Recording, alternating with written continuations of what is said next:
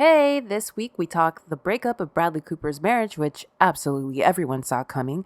And then we talk about Tracy Morgan's car accident in a $2 million Bugatti, which he obviously didn't see coming. Then I tell the story of Charles Lindbergh, aka Lucky Lindy, and Steph tells the story of Gone Too Soon, Michael Hutchence. If you like drama, you've come to the right place, so stay tuned on this week's Drama Club.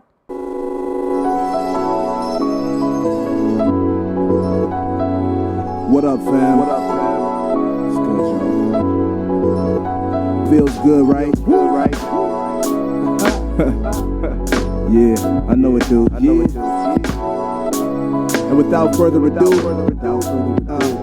we broadcasting live from CA to When I NY. sent you the intro yesterday, I was like, what's a cool intro? And I thought of all that, obviously. So I was watching the thing and I was like, man, could I come up with a rap like this? Hello, it's just an introduction to Overplay Your Mind. The show is all about, and yes, we do it all the time. I was like, man, I should do one for Drama Club. But all that intro, their theme music did not have to go as hard as it did, but it did. Right? They did that. Shout out to Lisa, R.I.P. I know. Damn. We don't have that. That's not a thing anymore. Like real artists doing theme music specifically for shows, you know? Or just theme music in general. Like themes to shows are super quick now. Yeah. Like it's just like one word or like two little, I've always been partial to the ones that tell the whole story, like The Nanny. She was looking for a bridal shopping glassy tweeds, and then a boyfriend kicked her out in one of those crushing scenes. Like I want to know the whole story in like 2 seconds. Saved by the Bell. When Saved you by wake the Bell up in the morning. that's more just the vibe that you need to get from that show, though. Right. But what we need is like a actual story. We need like the Sopranos to have like the whole story. It needs to be Mad Mad Men. That one has a story too, though. Well, first his name was something, and then he went to war, and now he goes by Don, and he's a dick. And he has a big dick. Hey. That wasn't on this show, though. Well, it was implied. That's true, though. I was watching music videos right now to pass the time, and hell yeah, it got on Ariana Grande's "Break Up with Your Boyfriend," and then Hawal walked in, and he was like, "What is she saying? Break up with your boyfriend because she's bored? That's so rude." And then he was singing it like right after.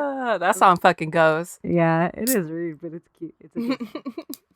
Well, that only thing that was really going on too was that the Bradley and how the hell do you say her name?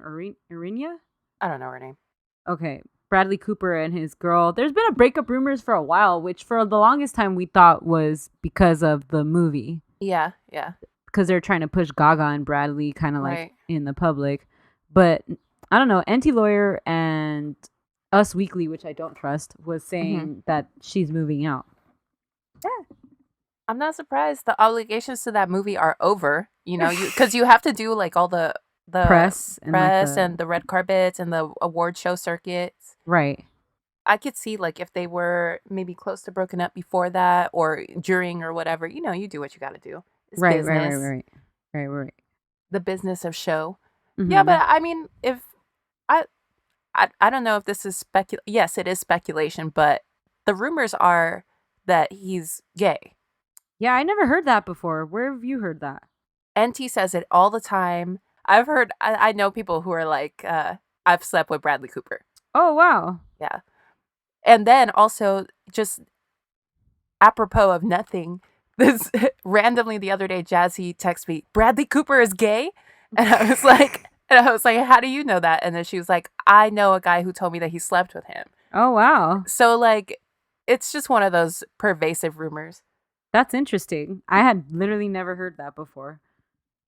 Do you remember Bradley Cooper in Sex and the City? I just saw this thing that was like all the people before they Sex were and the stars. City. Yeah, like Justin Theroux. Bradley Cooper was also on Sean Penn's Inside the Actor Studio. He was in the audience. He asked a question. No way. Bradley Cooper, third-year drama student. Here, like whatever. It was pretty good. He basically he asked him something like how do I get to where you are or something like that. It was kind of cute, actually. Oh, that is cute. I just saw that it's the 10th year anniversary of The Hangover, which God, that doesn't feel that old. Yeah. I don't like those movies. The first one is all right. I've only seen the first one. I've never seen the other ones, but they definitely beat that shit too. Yeah. Yeah. Bradley Cooper, though, I mean, I don't care for him as an actor. He's fine. He's not like anything, and he's not in like movies that I'm particularly interested in. I think that's it. I've never been like, gotta go see that Bradley Cooper movie. The one that I remember kind of thinking like, okay, this could be his thing was that one with the pill, remember? Oh, it was like it made you smarter, better, faster, stronger. Yeah, for like 24 hours or something. That was cool, and I was like, okay, that's because that seems more like Matt Damon's type of vibe. Oh, sure. And I was like, maybe that'll be his niche. He's gonna try to get into that kind of niche, but then nah. Then he was American Sniper. I fucking hate that movie. I'm never gonna watch that movie. I watched like half of it and then like fell asleep. I was so fucking mad the whole time. Anything that gives like a 55-year-old Republican dad a boner, I will never watch that shit. Never say never. I bet you have very similar pornography taste as a 55-year-old Republican man. Yeah, actually, maybe. Yeah. They're going to act like they don't, but we all know. We all know the truth. Did you see the Tracy Morgan thing with his brand new car? I saw that he got into like a car accident. Okay. Kind of. So I mean, it was the best. After his actual car accident, nothing else will ever be called a car accident for him. Yeah, exactly. He got into a minor fender bender. This one's funny because my dad gave me the tea for this one because it's got awesome. Bugattis in it. So my dad was like, "Oh, yeah, May would be interested in this." So Tracy Morgan just bought a brand new $2 million Bugatti. That's fucking unnecessary. That's so ridiculous. What the hell? It's swaggy as fuck, though. Yeah. I mean, I'm sure. I believe you. Like, if you're... Okay, I don't know that Tracy Morgan is a car guy, though. Like, if you're Jerry Seinfeld, I'd be like, yes, get this Bugatti. For sure. Okay. You know? He's a known car guy. When I was like, Tracy Morgan got the Bugatti? Because there's only, a handful. I would love to see Rick Rock just trying to get out of a Bugatti. Impossible. Yeah. So, I was like, all right, Tracy Morgan bought a Bugatti. $2 million car. Literally... 15 minutes later, crashed that shit. Oh my God. It wasn't his fault, though. Somebody in like a Honda Pilot crashed into it. Me. That's amazing. It was scary, though. I mean, the crash itself wasn't scary at all. It's just a minor fender bender, but how much is that shit going to cost to repair the Bugatti? Literally $100,000, something like that. It's very minor. She sideswiped him, but she sideswiped the driver's side so he couldn't open the door to get out. So he kind of like half jumped out of the car and started beating on her window and was like, "Bitch, get out the car." Oh no. Yeah, which is I'm gonna get you pregnant. Which I feel like that's kind of scary. If somebody did that to me, that's super scary. I would be super fucking scared. But then when I saw it was Tracy Morgan, I kind of be like, that's Tracy just being crazy. That's Brian Fellow. Yeah. No, I might actually still be scared of Tracy though, because he's unhinged. Like, yeah. But so he was obviously furious. Did you ever see him on Deezus and Mero? I bet he was furious. No, he was fucking crazy. He was like saying the craziest shit. He said that he let his wife take a poop on a glass table and he laid underneath watching. What? And Deezus and Mero are just like looking at him like, what the fuck, dude? Like, Jesus and Meryl, they're kind of wild, so I don't see them being able to wrangle a guest like Tracy. No, they were like, what the hell? Oh my God. I'm not, I would never do that, but I don't want to judge anyone who's into scat play, but that seems like the way to do it, like with the barrier, right? You don't... Like, I'm not mad at safe barrier. Yes, I'm not mad at scat play when you got a barrier like that. That seems like, all right, that's weird, but to you, baby. Yeah. And then after that, he took her to buy a $2 million Bugatti. I'm mad at it. Y'all are fucking nasty. Don't be doing that shit. Y'all are gonna get a fucking infection, and then you guys wonder why you don't get qualified for health insurance. Getting booty in your eye and shit. Diagnosis. Booty eye. Booty in the eye. take 2 wet wipes and call me in the morning. Vaccinate your kids because they might be victims of booty eye. Oh God. Any excuse we can get in this podcast to tell people to vaccinate their kids, we're gonna take true, that though. shit because this shit is an epidemic. And in conclusion, vaccinate your kids. Oh, I saw a tweet today that kind of had me shook. It What? was Marsha Cross. Do you remember her from Desperate Housewives, the redhead? Yeah, she was bomb for. Yeah, is she was still real bomb. Yeah, she's bomb. Okay. Well, she has anal cancer. What? Whoa. She has anal cancer, and I shouldn't be laughing. I'm sorry. I know there's something about it. When R.I.P. Farrah Fawcett, but like every time Yeah. I hear it, I'm like, really? Like Yeah. there are more, and that's part of the problem. That's why anal cancer actually needs a lot of funding, and why people die because there's a lot of stigma around it and stuff. But anyway, Right. That sucks. this is a funny story. I promise. So she has anal cancer. And it's the same. It's caused by the same strain of HPV as her husband's throat cancer. What? Yo.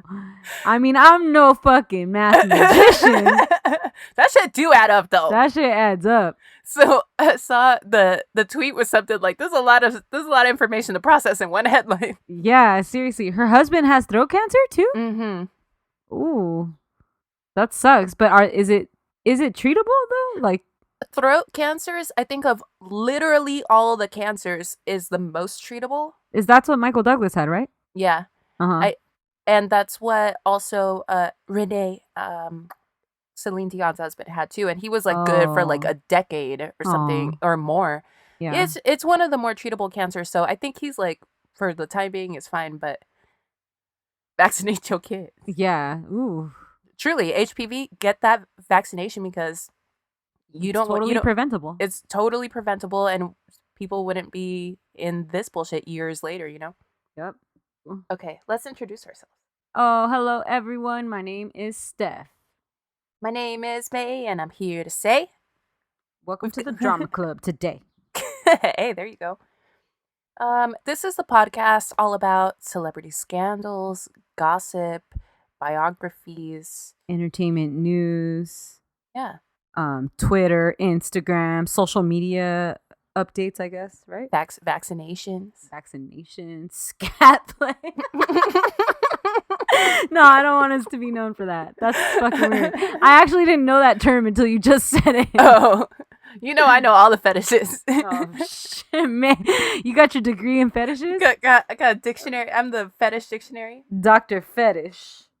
Oh, that would be a sick fucking Podcast? name. Or just name? Okay. Yeah, like if Dr. Ruth should have been like Dr. Fetish, PhD. Yep. Very true. I started Handmaid's Tale today. Oh, okay. I haven't started it. And I saw that Black Mirror drop too. Oh yeah, watched the first episode. God damn it. It was good. Okay. In New York, the greatest welcome in the history of the city for the boy who flew to Paris alone. Today, I'm going to talk about Charles Lindbergh and the so-called crime of the century. Ooh. For this, I put my tax dollars to work and watched an episode of Nova on PBS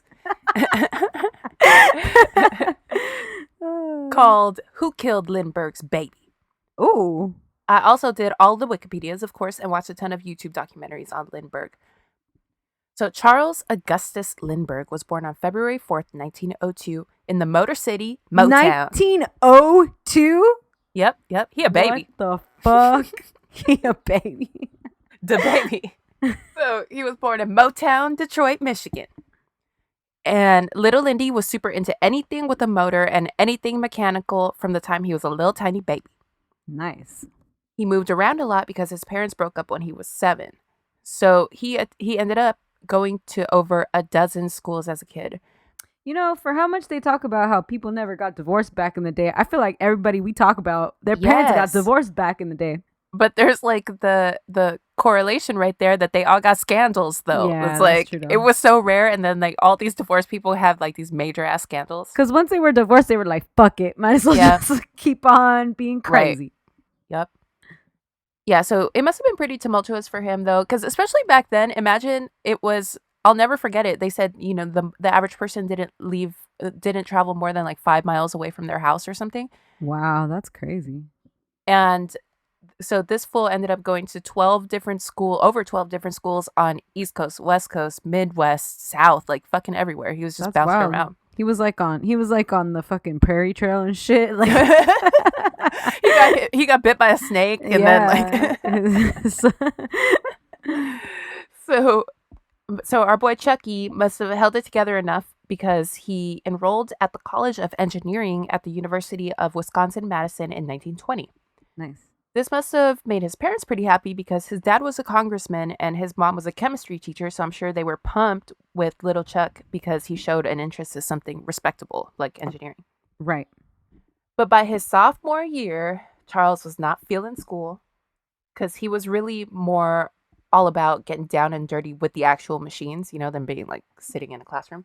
Right. And he ended up dropping out in 1922 to begin flight training. Whoa. But flight school is expensive, and I'm sure his parents weren't about to help him with this shit. So yeah, you're gonna drop out of school now. You want us to support you? yeah, exactly. So he did some odd jobs and took a handful of classes, enough to get takeoff and landing down. And then he started. What did you learn in between, my dude? Nothing. You just blacked out, or what? What the? He did that thing that we've all done once or twice where you show up and they're like, you know, the syllabus says that attendance isn't mandatory. So he was like, okay, take off, got you. Showed up for the midterm, landing. Then he bounced. What the fuck?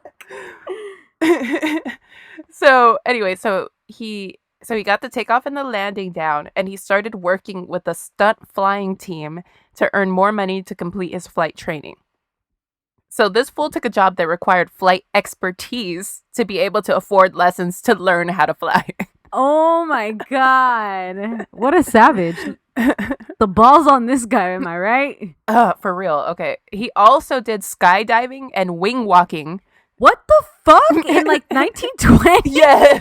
This guy's crazy. fucking crazy. Yeah, so he's a crazy motherfucker. That shit's crazy. Now, if somebody I knew was like, I'm gonna do flight training, I'd be like, why? And then they're like also skydiving and doing crazy shit. And we're like, how many years into perfecting this shit? You know, I would want to skydive, but I would not want to mess up my hair.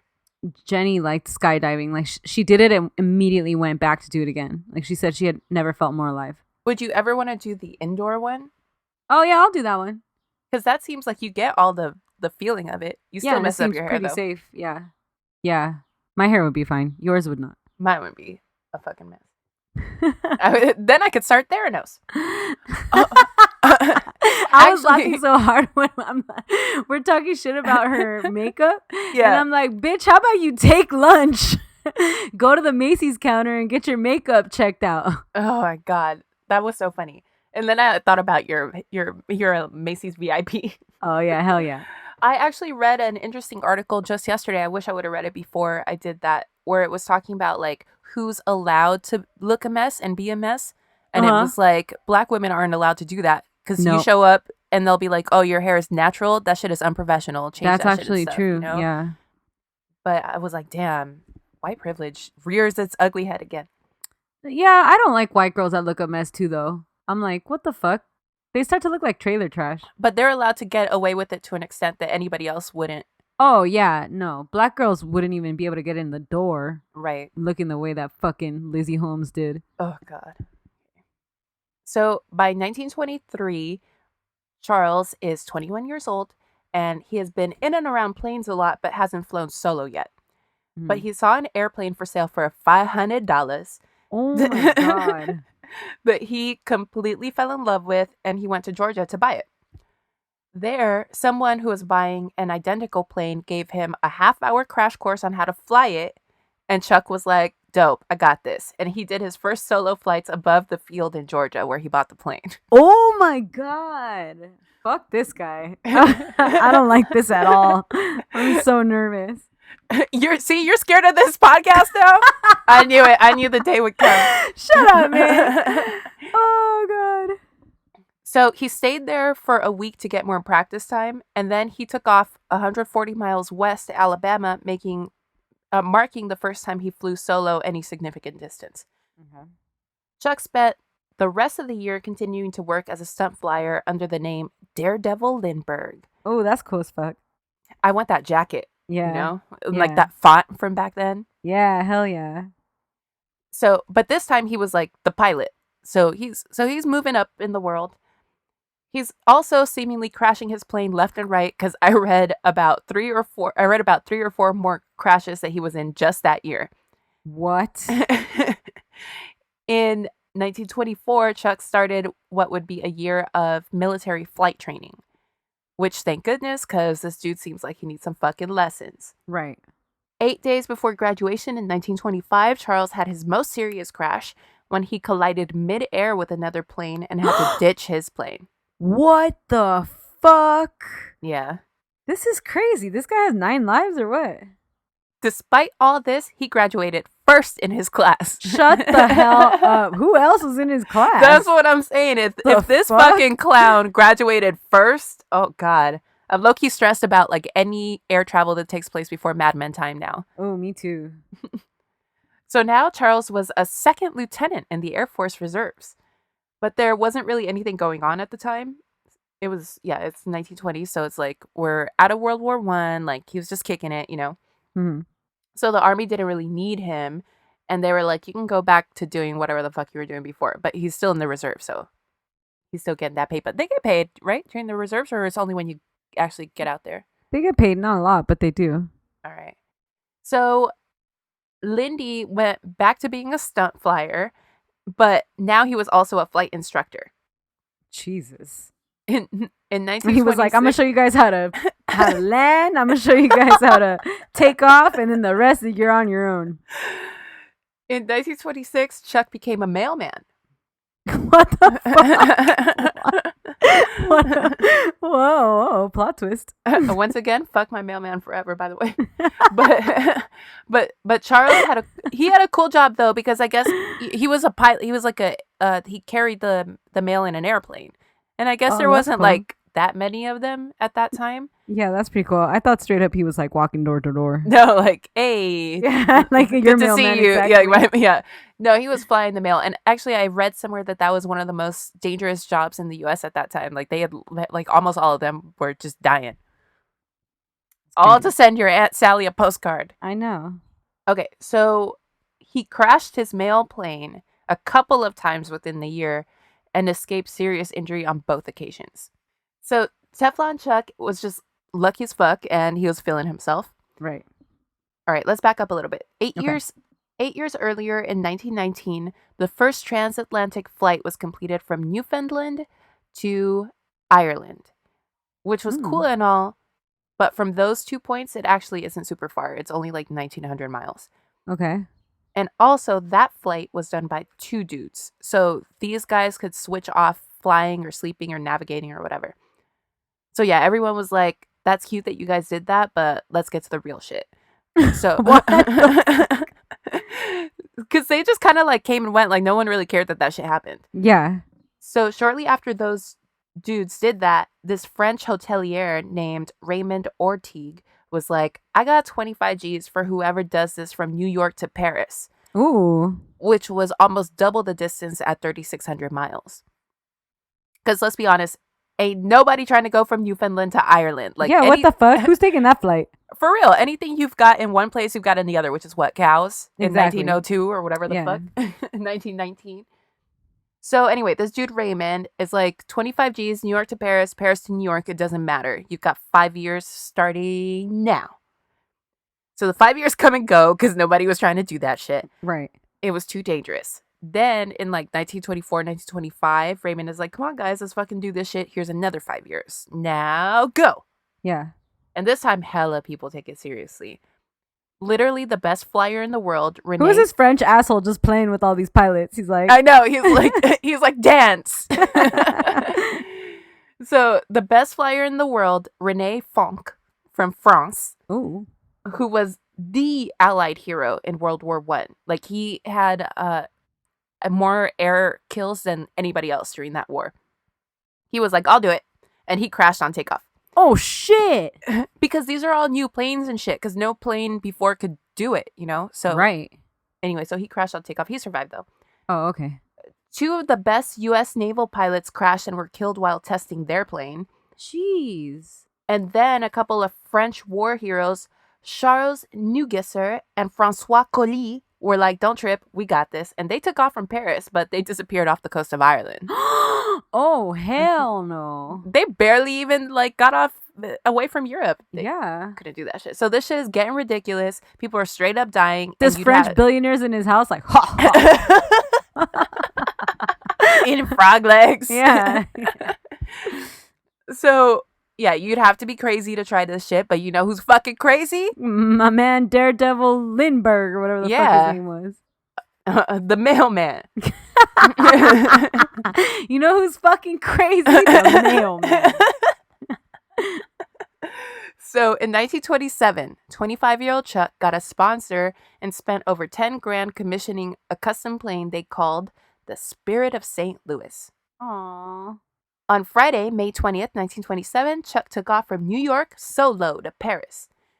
During the 33-and-a-half-hour flight, Charles didn't have a radio or navigation equipment because he thought the plane couldn't afford the extra weight. How the fuck was he gonna stay up that long?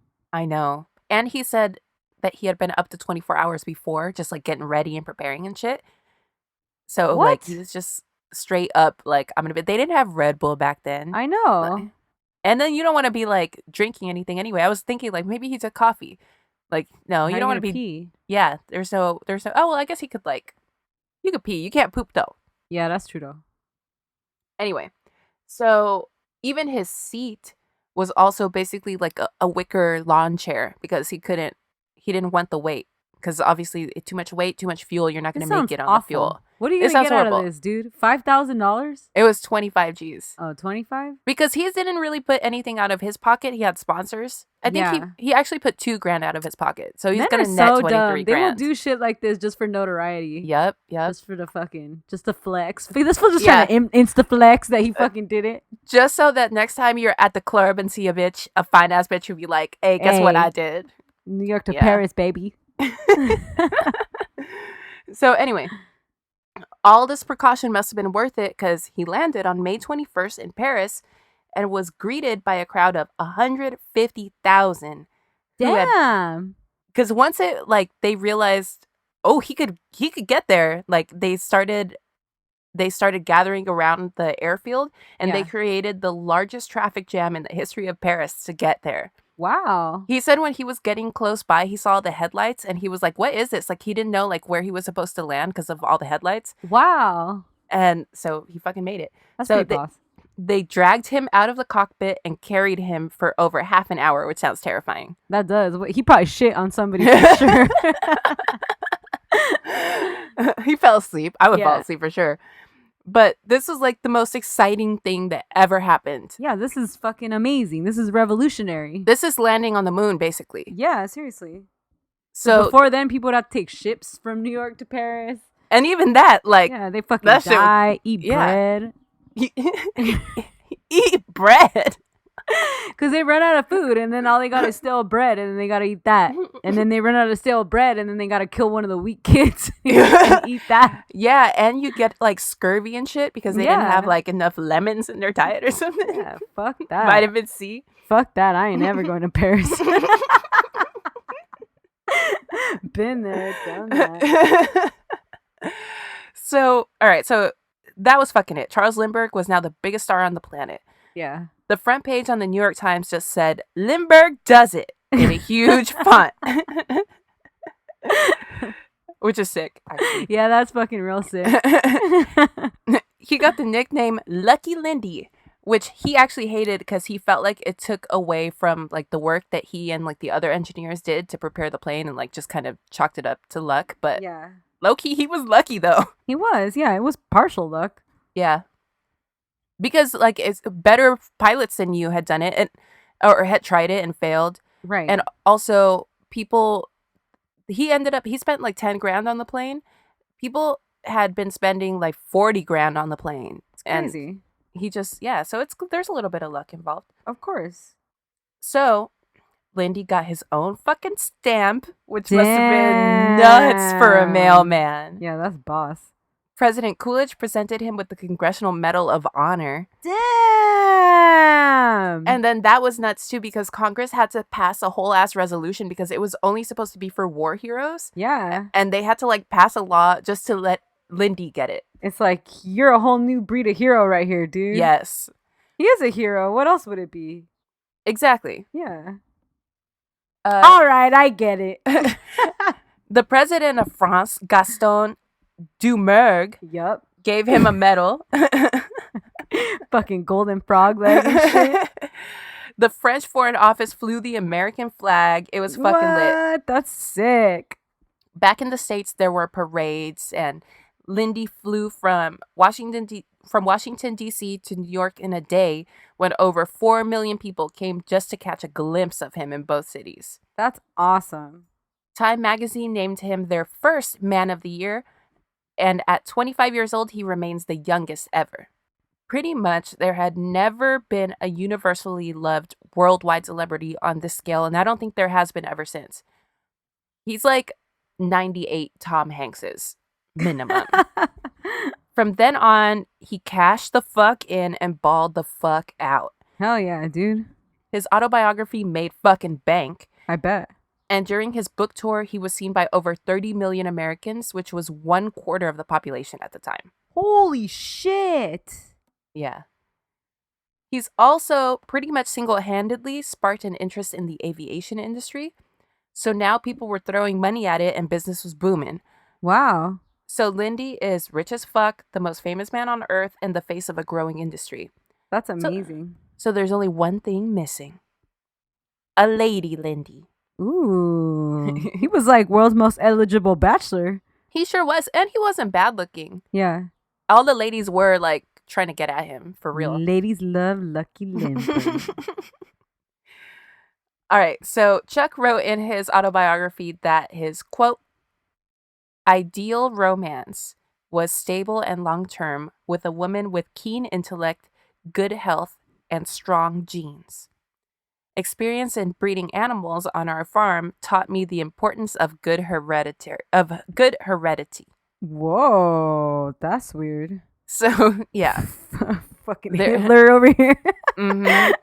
There's a lot to unpack there, and let's just leave it at our boy Chuck is problematic, and we'll get back to it later. Okay. Stay tuned.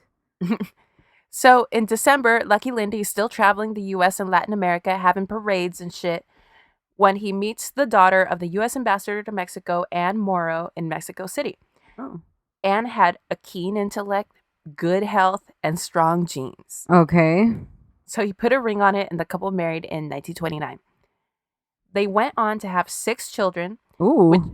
which Lindy only saw a few months a year, but insisted that Anne keep a log of all of their infractions, like if they got caught chewing gum. Okay. And he made Anne track all of the household expenses to the penny and would lose his mind if the books were off even by a penny. Ooh, that's some Heaven's Gate ass shit. Mm-hmm. Anyway, so let's focus on 1932. Anne and Lindy had only one kid at that point, Charles Augustus Lindbergh Jr., but Anne was pregnant with baby number 2, John. On March 1st, 1932, 20-month-old Junior was taken from his second-floor room in the Lindbergh country home in East Amwell, New Jersey. Wow. A ransom note was left on the windowsill warning the Lindberghs not to involve the cops and asking for 50 grand to return the baby. Wow. Low-key, they could have asked for more, I think. Yeah, 50 grand. How much? That was probably a shit ton. It was a shit ton, but like this fool had millions at that point already. Yeah. And also, Anne came from money too, so she had money. Yeah. Okay, anyway. They asked for 50 grand to return the baby, and Junior must have been silenced or somehow otherwise rendered unconscious because no one in the house really heard anything. Lindy called the police and weirdly wouldn't let them read the ransom note or really handle the investigation the way that they wanted to. He was like, first of all, I'm motherfucking Charles Lindbergh. I'm in charge here. You guys are going to do what I say. And pretty much they let him because this is the most famous man in the world. Yeah. They end up finding a foldable ladder on the side of a road near the house that they determined was probably used to reach the second floor where the baby was. Also, foldable ladders weren't really a thing back then, so this was a custom homemade thing, and it was actually really cool because it was like in 3 pieces and it collapsed into itself. Hmm. So it was like whoever did it was fairly talented. Right. Anyway, so that along with the note are pretty much the only 2 pieces of evidence they have. Okay. And Charles wasn't letting anybody see the note. Okay, that's good. So Idiot. so all the cops had was the ladder really to look at. Jesus. Anyway, so the kidnapping is out in the press and the whole world is shook. Right. Because this is like the world's family. So they're like, you better find our fucking baby, you know? Right. Whatever it takes. And there's this dude who's a big Lindy fan, and his name is Dr. Condon. And he takes out an ad in a newspaper saying that he'd be willing to act as an intermediary between the two parties. Like, he'd make the drop for the money and the exchange or whatever. Uh-huh. Weirdly, Lindy's like, all right, cool, you could do it. And then, like, the kidnapper ends up sending him, this dude, Dr. Condon, a note and is like, all right, cool, you're going to do it? Like, you'll be the intermediary. So they start communicating through this guy now. So the kidnappers end up telling him, dope, meet us at this cemetery. Bring the cash and we'll tell you where to find the kid. So the cops help Lindy get the cash together in gold certificates, which was some currency that was about to get pulled out of circulation anyway. Oh. So tracking those bills would be easier because they'd catch people's eyes. But Lindy doesn't let the cops go to the drop location. Dr. Condon takes the cash to the cemetery, makes the drop, and the kidnapper does not reveal the location of the baby and just takes the fuck off into the night. Oh my God. Which, I mean, if he would have let the cops follow Dr. Condon, they could have maybe followed him. I don't know. Of course. So the guy just disappears. 2 weeks later, someone who is walking in the woods not too far from the Lindbergh house finds the remains of the Lindbergh baby. Oh no. Upon inspection, it seems clear that he'd probably been there since the night he was taken. Oh, that's awful. The whole world, and the baby's so cute. He's like a curly-headed little baby. Like he looks like a fucking cartoon of a baby, like the Gerber baby with like little curls. The whole world mourned. And in the US, a lot of people refer to this moment as a loss of innocence, which reminds me of how people describe like the Manson family murders at the end of the 1960s. Yeah. Like after this, nothing was ever the same, and this became known as the crime of the century and described in newspapers from that time as the biggest story since the resurrection. Because it's like Charles was this hero that everybody looked up to, and then it was his baby, and it's a baby, like the most innocent things that we love and protect, you know? And when the baby was born and Anne was pregnant and stuff, it was like everybody was like, this is our baby. This is, you know, so when he was born, it was a big deal. That's and then really sad. There was always newsreel footage and pictures of him and drawings of him in newspapers. Like, this is our baby. And he's, you know, look how he's growing up. Yeah, it was a whole ass thing. Anyway, in the immediate aftermath of the crime, Congress passed the Lindbergh Law, making kidnapping a federal crime. Because, like, before that, I guess it was just like, oh, okay. A slap on the wrist or what? Jesus. Although this was the most high-profile case in history, it took 2.5 years to find a suspect. Richard Hauptmann, a 34-year-old German immigrant, was arrested near his home in the South Bronx after paying for gas with one of the bills from the ransom money. The gas station owner who took the bill didn't think too much of the dude when he took the money, but what he was really worried about was, since this money was taken out of circulation, he was worried that when he went to the bank that they wouldn't take it anymore. So he wrote down the license plate of this dude, Richard, just in case. Oh, wow. So anyway, when he takes it to the bank, they're like, oh, we're looking for these bills. And then he's like, oh, cool, I got the license plate number. And like, that's how they found this fool. The cops searched Richard's house and found almost $14,000 in the ransom bills. Wow. They also found Dr. Condon's phone number and address written on one of the walls in his closet. Ooh, that is scary. Yeah. And they found one of the planks in the floor of his attic matched perfectly one of the planks used to build the ladder. Oh, wow. And they found like plans in a notebook on how to build a ladder like this. God damn. And they found pictures of the baby. And shit. The baby. The baby. So the case was fairly open and shut. Yeah. Richard had also been in prison back in Germany for breaking into a house by using a ladder to get to the second floor. Oh, wow. And he'd caught a separate case for harassing a woman who was holding a baby. So, God damn. you know, that's kind of a reach, but it just tells you that he don't give a fuck about babies, Yeah, basically. you got a pattern. Yeah. He's the baby bandit over here. Back in Germany, he had escaped prison, stowed away on a ship, and that's how he ended up in the U.S. in the first place. Oh, shit. That's gave a- fucking really real. He gave a fake name at Ellis Island because, you know, you could give, like, literally any name. They were going to change that shit anyway. Yep. So if you're me, you're thinking, all right, we got this guy, but is it all too perfect? Yep. It's kind of clean because Yeah, where's it's the clean. It's open and where's- shut. where's the rest of the money? There's no way he could have spent 35 grand of it over the course of like 2.5 years. Plus, it makes sense that there were multiple people involved. It would have been hard to hold the ladder, subdue the baby, get in, get out by yourself, right outside of a house full of people with nobody noticing. Also, it was super weird for the Lindberghs to be at the house on that day. It was a Tuesday, and this was their weekend house. They never in the whole time that they owned this house were they ever there after a Sunday ever, and this was a Tuesday. Huh. The only reason they were there that day was because super last minute, Lindy like took a speaking engagement, and so he was like, "Okay, well, we're gonna stay till Monday." And then that morning, that Tuesday morning, he was like, "You know what? Let's stay today." So there was no reason for anyone to know that they were there. So there's the theory that they had some sort of accomplice that was maybe inside of the house. Wow. When the cops wanted to question one of the maids, she ran into another room and swallowed cyanide and was dead within minutes. What? Yeah. Oh, shit. And this wasn't even like, "Hey, you're a suspect." This was just like, "Hey, we got a couple questions." And she was like, "Nope." What the fuck? Uh, It's like a terrorist organization. right. And think about it. Why was Lindy so obsessed with controlling the investigation? But why would he want to kill his son? Yeah, it doesn't make sense. Right. Well, Lindy was super into eugenics, which is the science of controlling breeding in humans to only get the most desired genetic output, aka some Nazi shit, Yeah. some Aryan shit, some white supremacist shit. Yeah. Lindy loved all of that shit. He was all about it. Ooh. And Lindy Jr., well, he had some sort of physical abnormality, Uh-huh.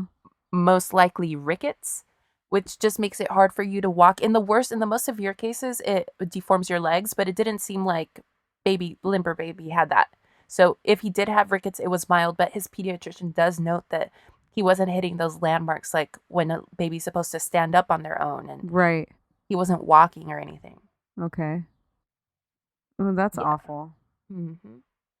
So all of that wouldn't sit well with Lindy, who thought that he himself was genetically superior to everyone, and this would have proved otherwise. So maybe Lindy just wanted to discreetly send his baby away to an institution, Wow. and that actually wouldn't have been that crazy for a family of means to do at the time. Who was it that we were talking? It was like one of the Kennedy kids, Rosemary. That they sent away, that's right. Yeah. She was very sick. Right. This Right. is like it wouldn't have been weird for them to do that. Right. But considering this particular family was under a microscope of the whole world, Mm-hmm. I don't think they could have done that because people would have been like, "Hey, where'd your baby go?" Yeah. You know? And especially their first baby, this baby where everybody's like, you know, So all hype. about him. Yeah. So maybe they just needed the kidnapping for cover, Mm-hmm. and maybe they were just trying to, you know, send him away to an institution.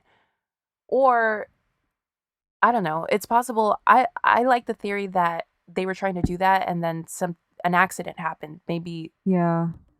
they didn't mean to kill the baby, but the baby ended up dead. Yeah.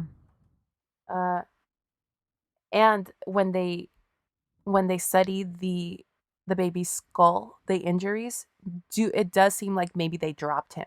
Oh, no.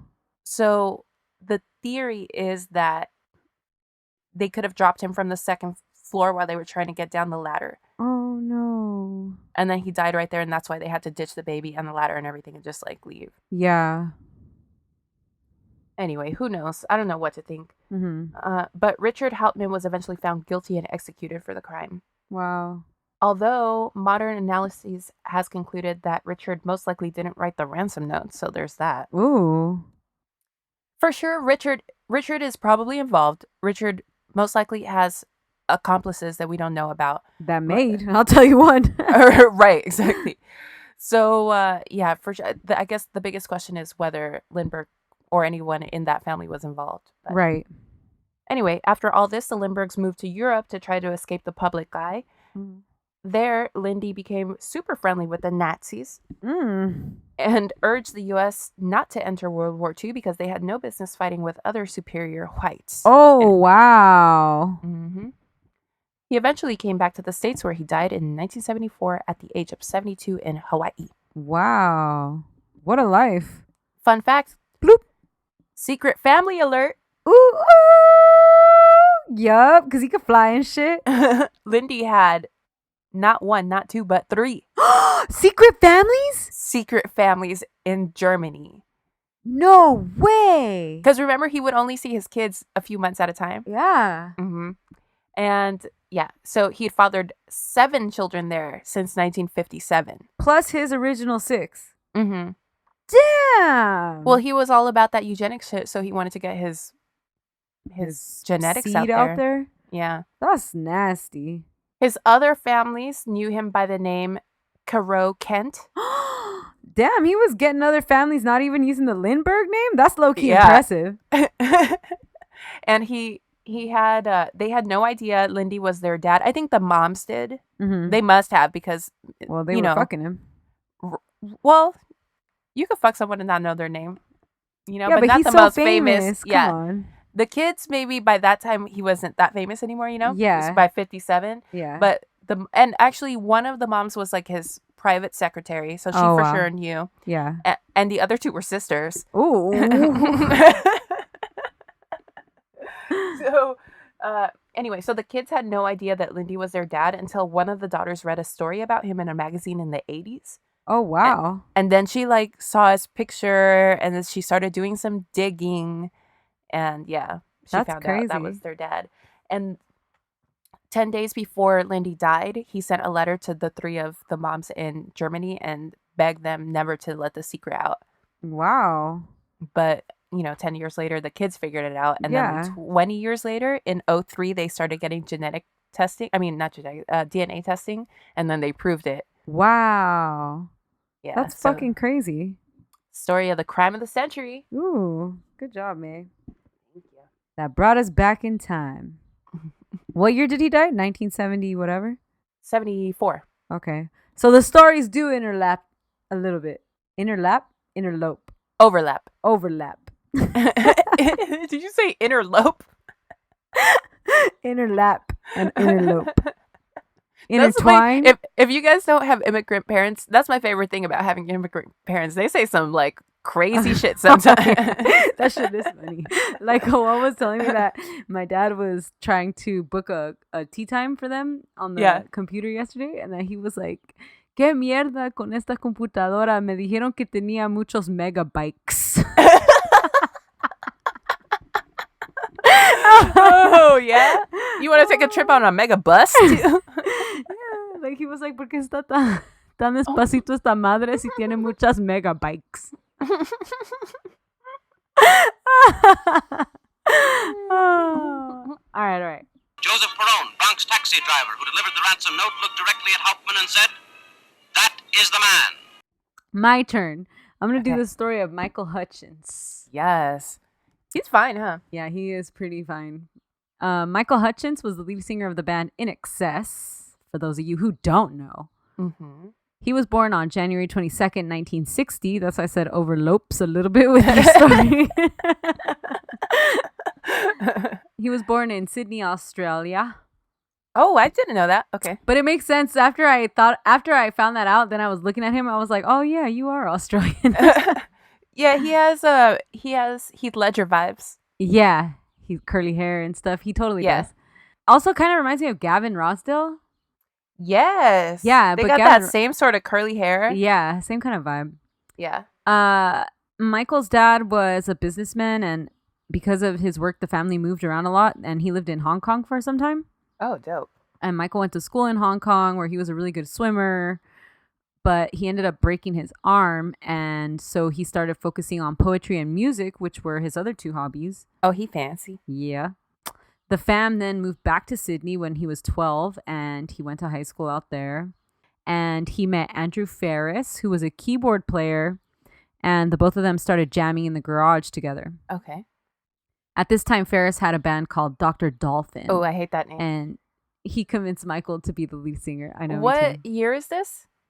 I don't know. They were They were like little teenagers. 12. Oh, yeah. okay. So 1972. Ooh, the year that Lindbergh died. Did you ever hear about that lady who, it's like a famous story that she told. She was like a dolphin scientist, and she talks about how she used to like jack the dolphin off and shit. Like she had like What? a relationship with this particular dolphin.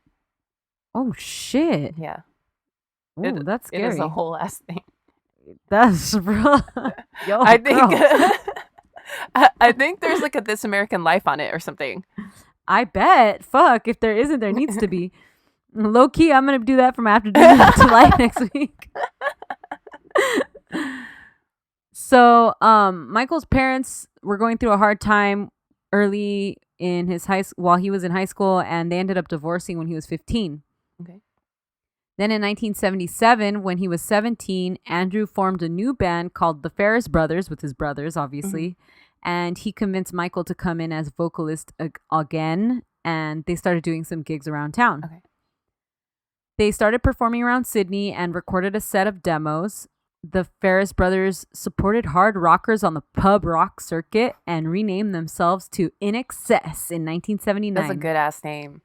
That's the best ass name. This is like when Heaven's Gate went through all those stupid Yes. ass names, and then they landed on Heaven's Gate, and they were like, and I was like, Yep. yo, They put those sneakers Y'all on and they did were it. like, ooh. congratulations, Michael y'all, Hutchence you put made it. on like a leather jacket with no shirt, and we're like, we got Ooh. this, baby. Their first performance under this name was at the Ocean View Hotel in Sydney. Ooh.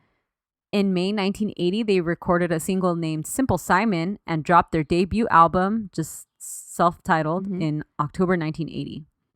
The CD was a fucking bop, Hey. and the first song, Just Keep Walking, ended up being a top 40 hit on the Australian charts. Okay, so they're huge in Australia. They're on some Kylie Minogue shit. Got it. Yep. Pretty much like right off the bat, they're huge. Okay.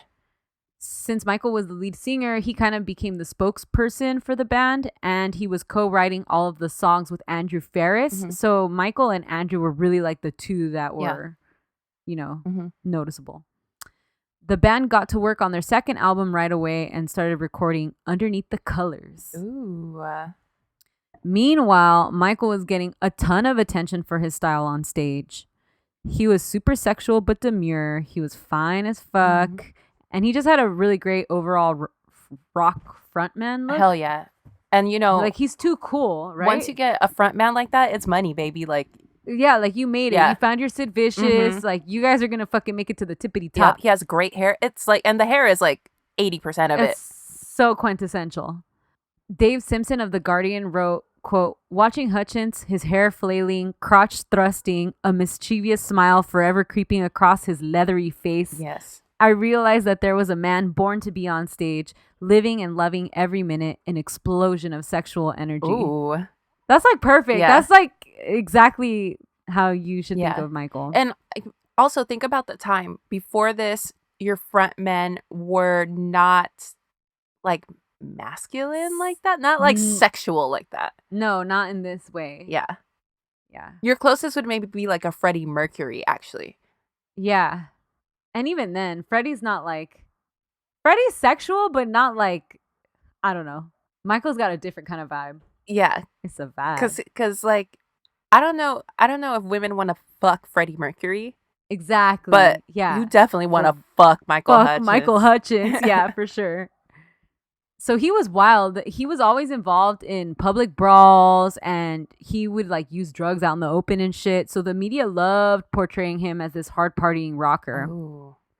Plus, he was romantically linked to a bunch of leading ladies once he became famous, including Kylie fucking Minogue. Oh, Queen.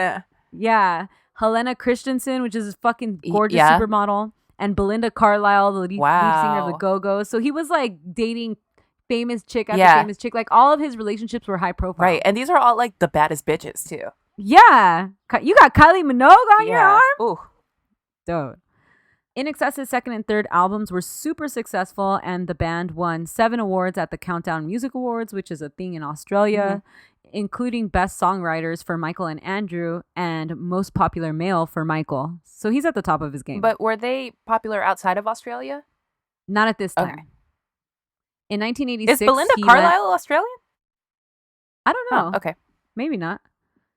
In 1986, Michael landed a role in a movie called Dogs in Space. So he's getting a little bit of crossover fame. Okay. Like that's when you know you're really starting to get, hella famous as a musician.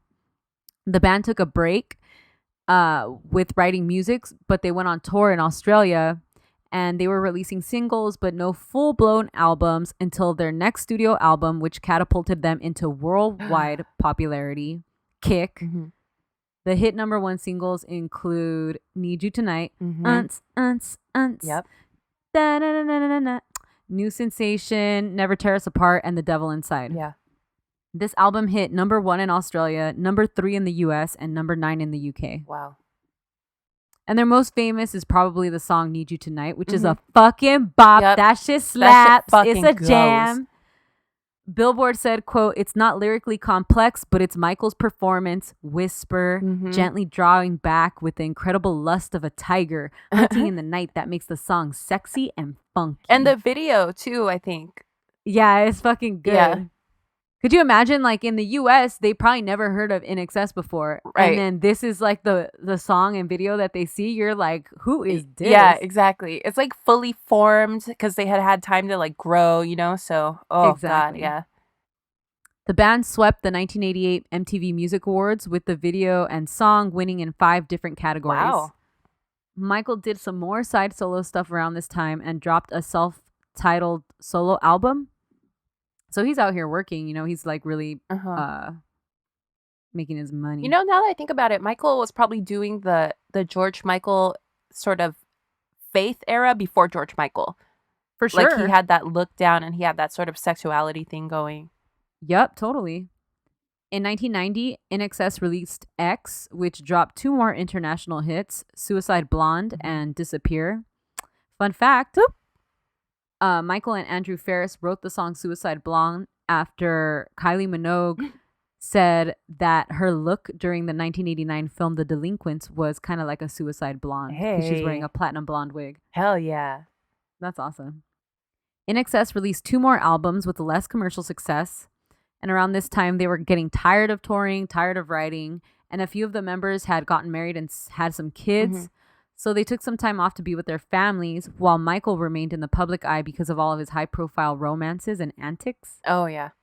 So he kept working on some more self-titled solo stuff and writing music for other artists in the mid-90s. In August 1992, while Michael was dating Helena Christensen, they were out in the streets after a night of drinking when a taxi started driving up towards them without moving. What? Well, Michael, being the egomaniac tough guy that he was, also wouldn't move. Okay. So the taxi driver stopped, got out of the car, and assaulted him, causing Michael to fall backwards and hit his head on the road. No. Oh, my God.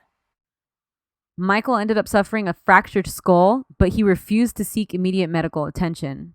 Wow. Okay. He waited days before seeing a doctor, and by the time he went, his fractured skull was unable to heal completely and left him with basic complete loss of the sense of smell What? and almost all loss of the sense of taste. Oh, my God. Michael. So this led, yeah. Why would you So do this that? Because he's a fucking rock star. Like, he thinks he's fucking, Yeah. So this led Michael to suffer with hella depression and increased Wow. aggression. And I didn't mention this earlier, but everything that I see, I've been watching like interviews and there's a behind the music on him. And when people talk about him, they say that he was always kind of depressed and he was always somebody who was clinging on to any sort of love he got, like from friends and from partners, because his parents broke up so early on and because he moved around a lot as a child. I think he was always feeling lonely. Yeah. Okay. So after this happened, his aggression kind of increased and he was hospitalized for 2 weeks. And Andrew says that he started being way more aggressive toward the rest of the band members. He threatened to kill some of them during the recording of one of their albums. Holy shit. He would like try to knock them out and stuff. Like he would try to fight with them all the time. And this is all it's like secondary to the depression, or is it secondary to the head injury itself? I think it's both. You know, Yeah. I think he was already somebody who was prone to getting depressed. Then he had the head injury and he just fell into like deeper depression. Yeah. So he's just fucking angry. Oh God. So then in the mid 1990s, Michael met and began dating a woman by the name of Paula Yates. Mm-hmm. Paula was a lot of snake emojis right around here. Oh, okay. Paula I'm on was a edge now. Shit. Yeah. Fuck her. Okay. Paula was a TV presenter and she worked on 2 pretty famous British programs called The Tube and The Big Breakfast. Mm-hmm. And so she focused on like music journalism. Okay. But we'll back up a little bit because before meeting Michael, Paula met and began dating Bob Geldof, who is known for being in the band The Boomtown Rats and for later being the organizer of the uber famous concert Live Aid, right? Yeah, Live Aid. And also the father of Peaches. Yes, and yeah, we'll get to that. Well, they dated for a long time and got married, and they had 3 daughters, Fifi, Peaches, and Pixie. Allegedly, Paula became obsessed with the Boomtown Rats after seeing them in concert, and she started following them around on tour, which is how she met Bob, and they linked up. Okay. So she's married to Bob. She has 3 daughters. Then she meets Michael in 1985 for an interview on that show, The Big Breakfast. And this interview is still on YouTube. So the concept of The Big Breakfast is like she brings these musicians into bed with her to have breakfast in bed. And she's like interviewing them. That's kind of cute. They're just laying down. But on Michael's episode, you could tell like she has her leg on him. And she even says like, this is the first one of my guests I've ever wanted to throw my leg over. Oh. And like then Michael, like they have you can see the connection. Okay. Like right away, they have chemistry. All right. So history kind of repeats itself. Paula was instantly attracted to Michael. Andrew allegedly says that she says, I will have him or something like right after meeting him. And she started showing up at INXX shows everywhere for the next few years trying to trap her man. Okay. Putting in work. Yeah. She would even bring her daughters along like to go see their shows. Call him daddy now. Then in 1995, so 10 years later, she and Michael officially shacked up. Okay. The press outed their weak attempts at trying to keep the affair private, and Paula officially separated from Bob. Oh. Okay. Media was all over this affair and relationship, and Michael's aggressiveness was always on display with him assaulting photographers and yelling at the paps and shit. Okay. Then Paula and Bob's divorce led to a super bitter custody battle over their daughters. The divorce was finalized pretty quickly in May 1996 because in July 1996, Paula gave birth to Michael's baby. Damn. Heavenly Tiger Lily Hutchence. You're doing the most with that. That's a name. There's another name in there. I don't know how to pronounce it. It's Heavenly. I think it's Hirani. Hiraani. Oh, that's pretty though. Heavenly Hirani. Yeah, Tiger Lily Yeah. Hutchence. That's too much. Come on. In September, so I think that their divorce was done super quick because you can't be married to. I mean, you can, but basically, if you're married to someone and you have a baby, that person legally has father's rights. Right. So if you're pregnant by someone else, you want to do the divorce as fast as possible. Yeah.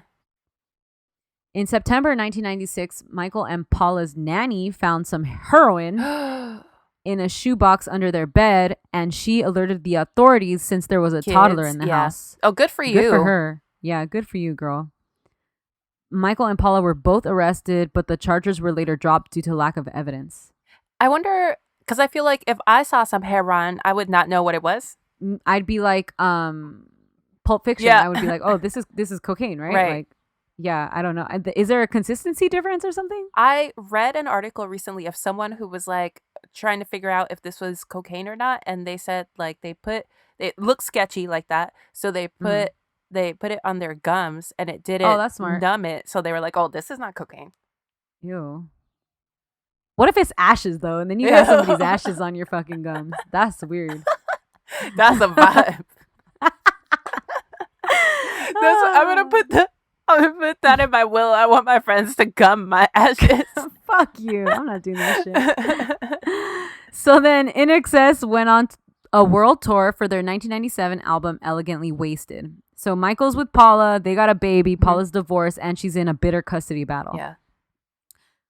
Paula and the baby, Tiger Lily, planned to visit Michael while on this world tour, and she planned on bringing her other 3 daughters, but Bob immediately took legal action to prevent the visit. Oh, because also Bob doesn't want, because they're messy, obviously. There's drugs. Heroin. Yeah. So Michael was super upset about Paula not being able to come visit with the kids, and he went out partying on November 21st with his friend Kim. Who They is drank Kim? Right? And it's spelled with a Y. Oh. K-Y-M. Nope. That's a stink emoji right there, too. Yep. They drank a shit ton, and she left Michael in his room like really late at night. Paula said that she called Michael and told him about the girls' custody hearings and the fact that she wasn't going to be able to go visit him as previously intended. Mm-hmm. According to Paula, Michael said he was frightened and couldn't stand a minute more without the baby, that he was terribly upset, and that he said, quote, "I don't know how I'll live without seeing Tiger," Okay. which is their baby. Paula said Michael told her he was going to call Bob in order to get the girls to be able to come see him.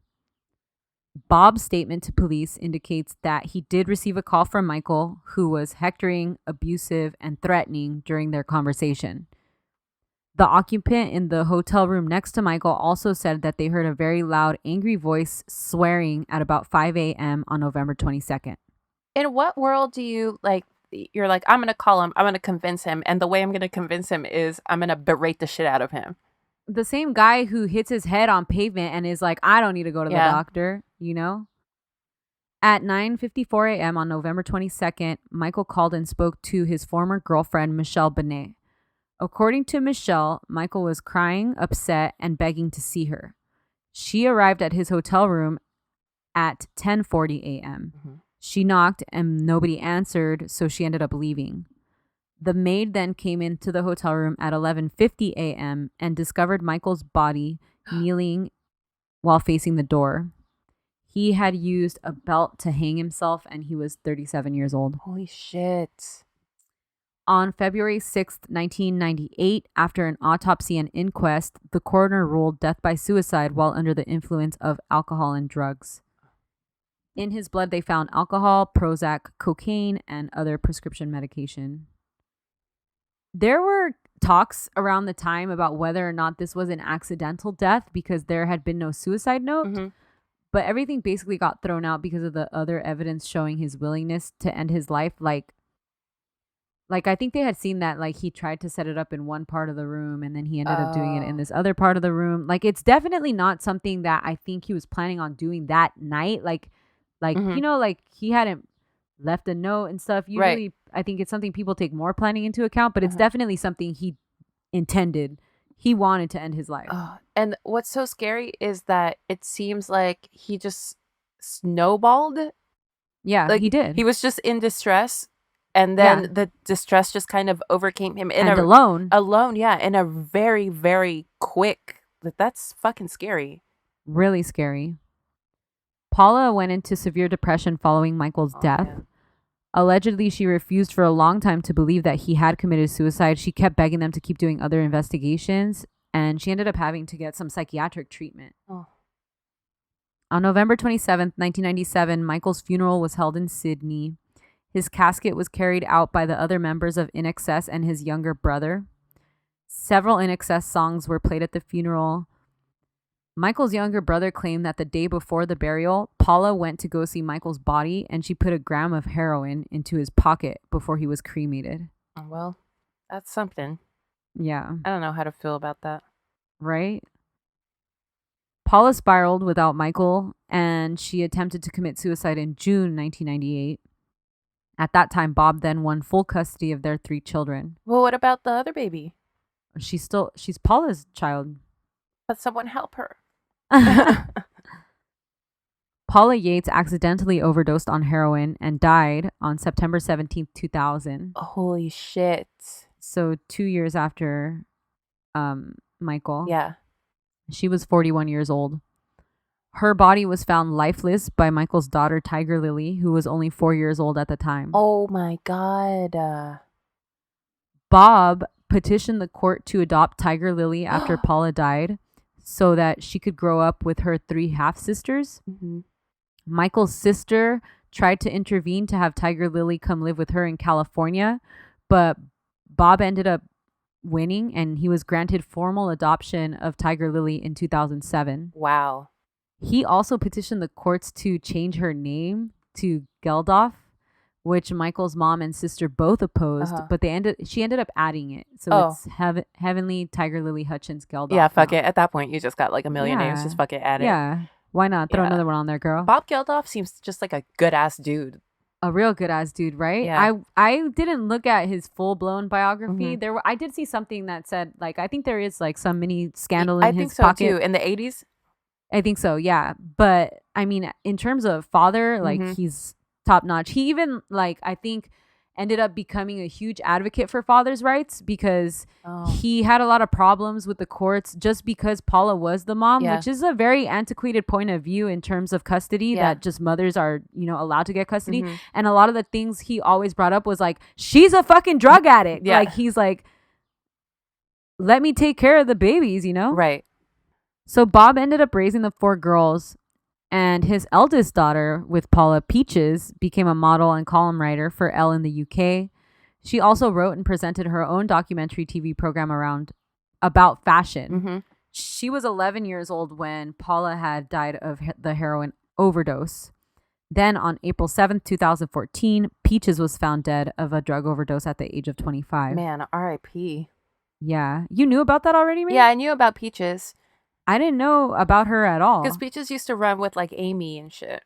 Yeah, she was super cool in the UK because she had her fashion show when she was like 14 or something. She was a super it girl. Look at the people she's running around with. She was like around like your Kate Mosses and shit. Oh, And, yeah. like all the supermodels, all the rock stars. She was like, That's cool. R.I.P. After Michael's death, NXS continued recording with really limited success until 2012 when they officially hung up the mic? The mic. Hung up the leather jacket. Yeah. They've sold over 30 million albums in the US alone, and they're the 3rd highest selling Australian music act behind AC/DC and the Bee Gees. Oh, AC/DC is Australian? Yeah. Oh my God. You know who they should get to be their front man? Gavin Rossdale. Yeah. Yeah. Yeah. That would help both of them. Yeah. That's the story of Michael Hutchence. Oh, R.I.P. R.I.P. They should have played that at his funeral. I'm sure they did. Yeah, right? They were I saw like clips of it, like people were singing like their songs as ballads and stuff, like hella like 90s, like the Sesame Street, like the Jim Henson funeral. Yeah. If you guys want to cry, that's some shit. Yeah, watch that shit. Don't cry. Well, guys, that's the drama club. That's the drama for today. Yeah, it had highs, it had lows, it had heron. It had babies and planes. And peaches. Hit us up on Instagram and Twitter at Drama Club Pod. Hit us up on the website dramaclubpod.com and at the Gmail dramaclubpod@gmail.com. On the hotline 505-539-0556 at our P.O. Box number 27433 LACA 90027. Tune in Monday. All right, goodbye. Bye. However, whatever with your helmet.